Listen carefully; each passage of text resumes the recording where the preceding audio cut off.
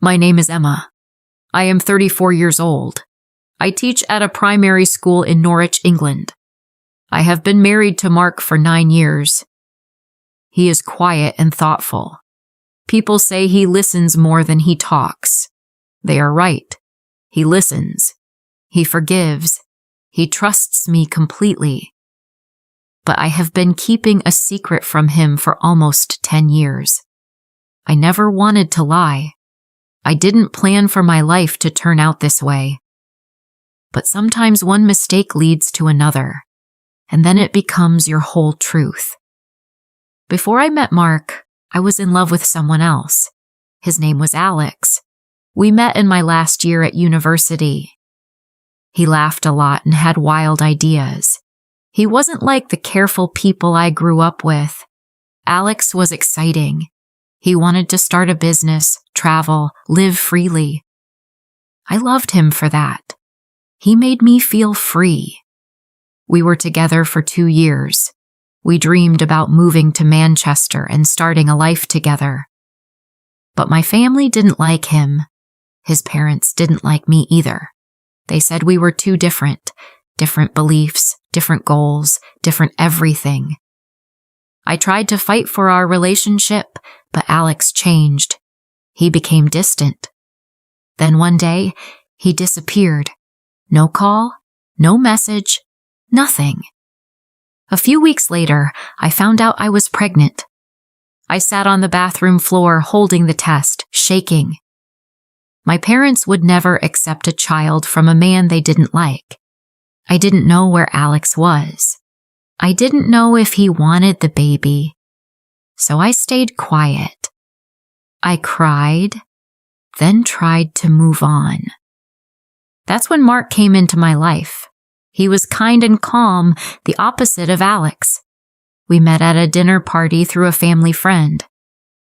I didn't tell him I was pregnant. I didn't tell anyone. I was scared. Mark liked me. He visited often. He brought small gifts. He asked about my day. I didn't love him then, but he felt safe. When he asked me to marry him, I said yes. I told myself I could learn to love him. Maybe love wasn't always about passion. Maybe it could be about kindness. We married quickly. I told Mark the baby was his. He believed me. He was happy. When our son Liam was born, he held him like he had waited all his life. He's perfect, he said. He's ours. I wanted to scream the truth, but I couldn't. I watched Mark change diapers, make bottles, stay awake all night to rock Liam to sleep. Every day, he gave his heart to that boy. Every day, I kept my secret. As Liam grew, I saw pieces of Alex in him. Dark hair, sharp chin, the way he smiled when he got what he wanted. Mark didn't notice. He thought Liam looked like me. Maybe a little, but I knew the truth. Years passed. We became a normal family. Park on Sundays, beach trips, birthdays with cake and balloons. Mark never doubted anything. He was a good husband. I tried to be a good mother, but the guilt never left me. Then, one Saturday, everything changed. Liam had a school football match. Mark and I were there cheering. Suddenly, Liam collapsed. The coach ran. I screamed. Mark ran to him. An ambulance came. At the hospital, doctors said Liam needed blood fast. They checked Mark first. Later, the doctor returned with a strange look. "Are you sure you're the father?" he asked. Mark stared. I froze. My hands were cold. The doctor explained the blood types didn't match. It was impossible. That night I told Mark everything. About Alex. About my pregnancy. About why I lied. I cried the whole time. Mark didn't stop me. When I was done, he walked into Liam's room. He didn't say anything. I stayed in the hall. A few days later, Liam came home. He was tired but better. One afternoon, we got a call from school. Liam had hit another boy. When Mark asked why, Liam said, "That boy told me, you're not my real dad." Mark hugged him. "That's not true. I'm your dad in every way that matters." That night, I went outside. A car pulled up. A man got out. My legs felt weak. It was Alex. "He's mine, isn't he?" he asked. I couldn't speak. He didn't wait. "I want to see him. I want to know my son," he said. Mark came to the door. He saw Alex, saw me, and understood everything. Alex looked at Mark. "We need to talk," he said. Mark nodded. "Come in," he said. Inside, Alex sat. Mark stood by the window. "I have a right to see my son," Alex said. Mark didn't move. "You have no idea who that boy is. You weren't there for his first steps. You didn't stay up when he had nightmares. You didn't teach him to tie his shoelaces." Alex's face tightened. "That's not my fault." I didn't know. She never told me. "I would have come back if I had known," Alex said. Mark laughed softly. "Ready now? That's nice.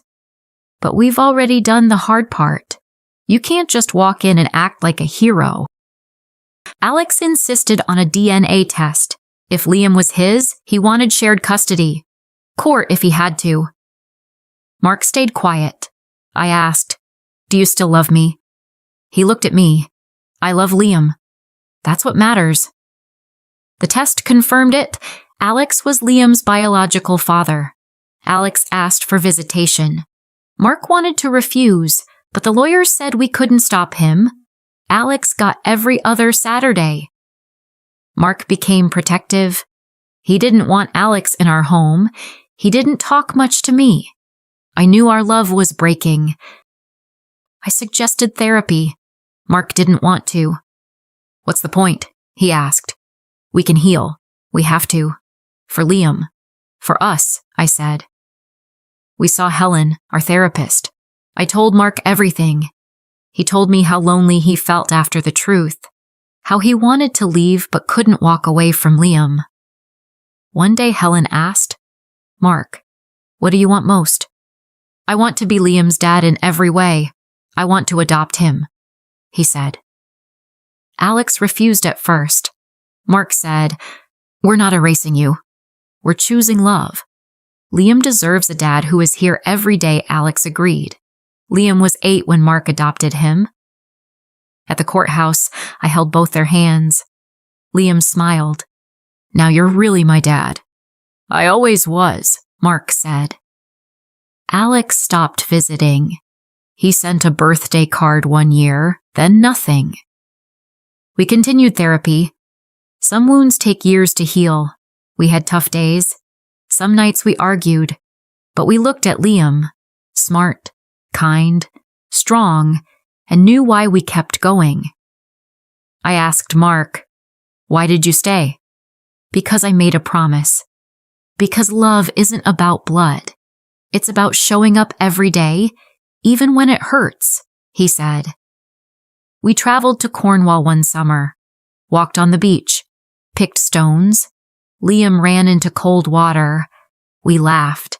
Mark's hand was always on Liam's shoulder. That hand told the real story of our family. On Liam's 9th birthday, he gave a speech.